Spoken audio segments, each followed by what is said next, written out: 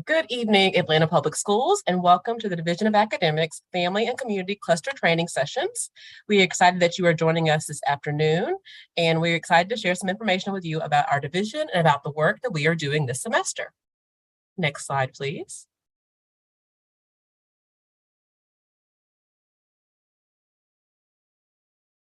So again, welcome. You can go to the next slide. We are glad you're joining us. Here are our meeting norms for this evening. Be polite and respectful to others. Ask questions in the chat. Stay focused on the topics at hand. Be patient and assume everyone is doing their best. Next slide, please. So here is our agenda for this evening. We will do our welcome and introductions. Then we'll have some information about our MAP screener and our BASC-3 BEST data. We will talk about telehealth services, which is our physical and mental health support. We will talk about APS personalized learning, one of our focus areas for this year. We will also talk about our APS MAP vision for teaching and learning, and then we will have time throughout the presentation for questions and answers. Next slide. So a little bit about the Division of Academics. At the very top, you see our Chief Academic Officer, Ms. Yolanda Brown. Under Ms. Brown serves our program director, Tom Munn, along with our administrative assistants. We also have 3 departments within the division.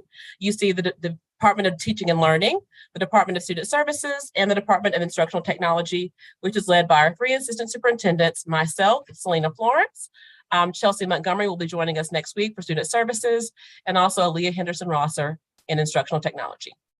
Next slide, please. So a little bit more about our departments.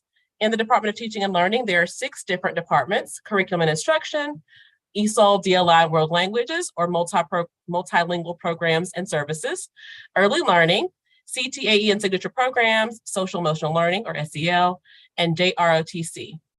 Under Student Services, we have the Departments of Health Services, Student Supports and Interventions, Special Education, and Summer and After School Programs.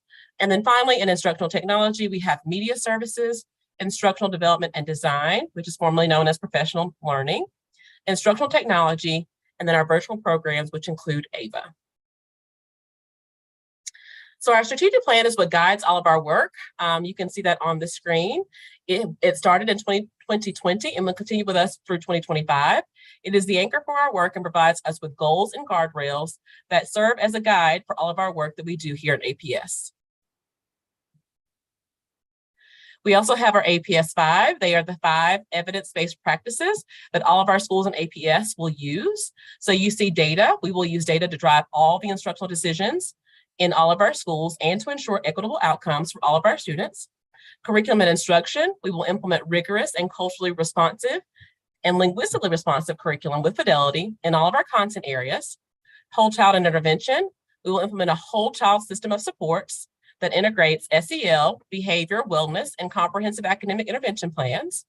Personalized learning, we will use flexible learning tools, technology integration, and targeted instruction to personalize learning for all of our students.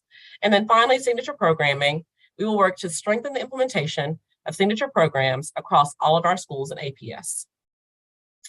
At this time, I will turn it over to Dr. Hervey, who will give us some information about our BASC-3 BEST screener.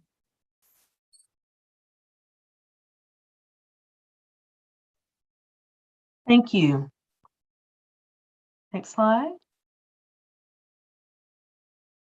Oh, this is actually, Dr. Hervey, this is Dr. O'Brien who will give us information about our MAP screener. Thank you, and good afternoon, family and community members. So I will walk you through our MAP results that we have.